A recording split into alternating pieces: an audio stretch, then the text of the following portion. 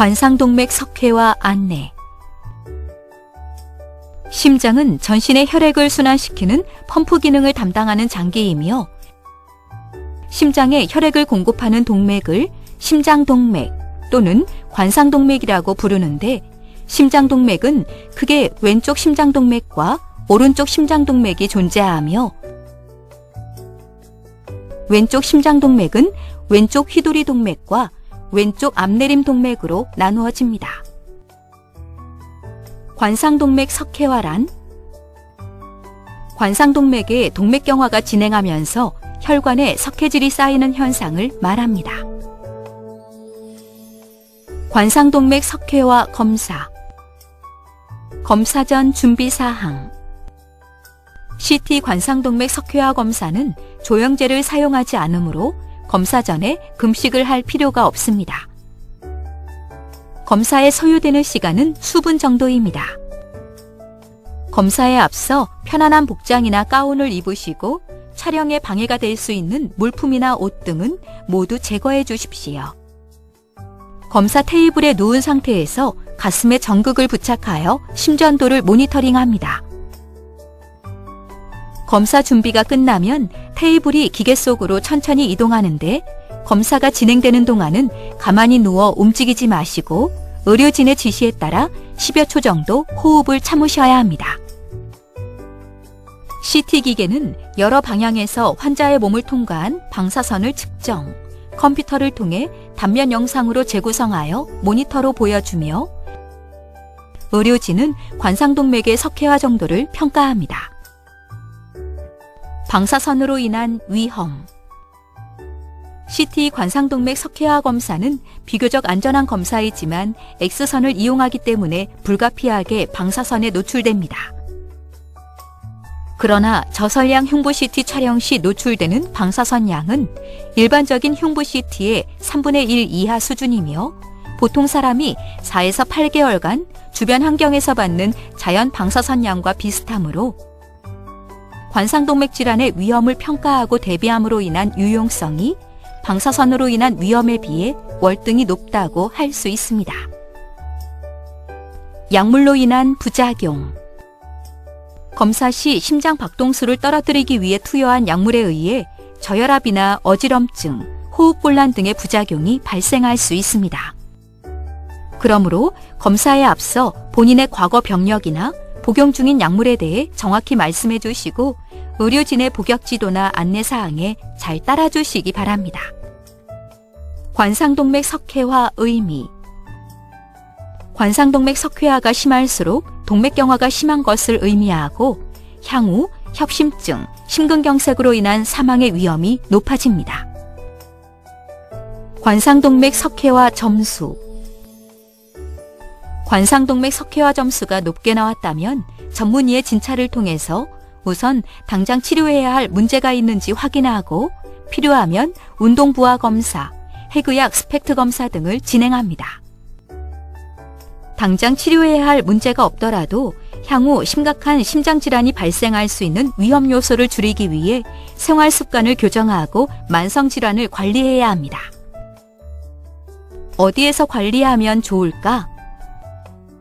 생활습관 교정 및 만성질환 관리는 접근성이 좋아 자주 상담 및 진료를 받을 수 있는 의료기관에서 관리하는 것이 좋습니다. 전문 의료진과 상의 후 급성기 치료보다는 고혈압, 당뇨, 고지혈증, 비만, 흡연 등 위험 요소에 대한 관리가 우선이라고 진단이 되면 대형 병원보다 가까운 동네 의원에서 계속적이고 규칙적인 진료를 받는 것이 좋습니다. 혈관을 건강하게 만드는 방법. 혈압 확인. 정상 혈압은 수축기 혈압이 120 이하, 확장기 혈압이 80 이하이며 수축기 혈압이 140 이상 또는 확장기 혈압이 90 이상인 경우를 고혈압이라고 합니다. 그리고 그 중간에 혈압을 보이는 경우를 전단계 고혈압이라고 하는데, 이것은 약물을 투여할 정도는 아니지만 적극적인 혈압 관리가 필요한 상황을 의미합니다. 콜레스테롤 수치 정상화. 콜레스테롤에는 좋은 콜레스테롤과 나쁜 콜레스테롤이 있는데 심혈관 질환의 발생 위험이 높은 분들은 LDL 콜레스테롤 수치를 130 미만, 당뇨병 환자는 100 미만, 심혈관 질환이 있는 분들은 70 미만으로 유지해야 합니다. 콜레스테롤 수치를 정상으로 유지하기 위해서는 기름진 음식과 탄수화물 위주의 식사를 피하고 규칙적으로 운동하는 것이 좋습니다. 당뇨병 예방. 당뇨병은 혈액 내의 포도당 수치가 지나치게 높아져서 발생합니다. 당뇨병 환자에게서 동맥경화증이 발생하는 빈도는 일반인보다 4배 정도 높으며 발생 범위가 훨씬 넓을 뿐 아니라 그 정도도 심합니다.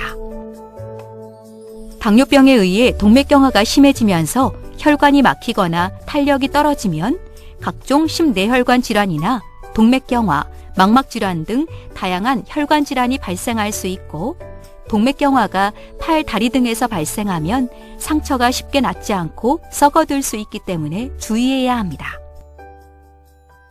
특히 당뇨병 환자는 심장에 혈액을 공급하는 관상동맥이 잘 좁아지기 때문에 협심증이나 심근경색이 발생하기 쉽습니다.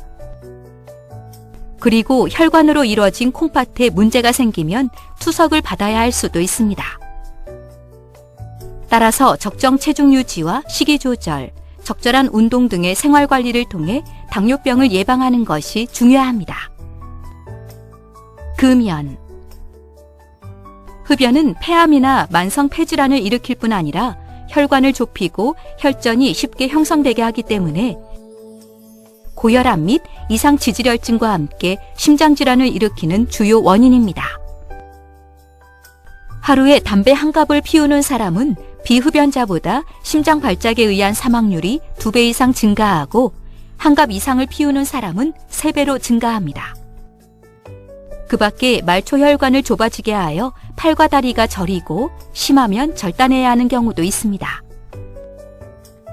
절주. 과다한 알코올의 섭취는 간 기능뿐 아니라 심혈관 질환에도 좋지 않습니다.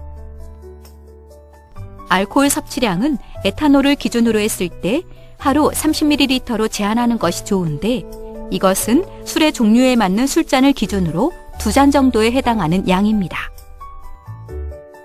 식습관 개선하기.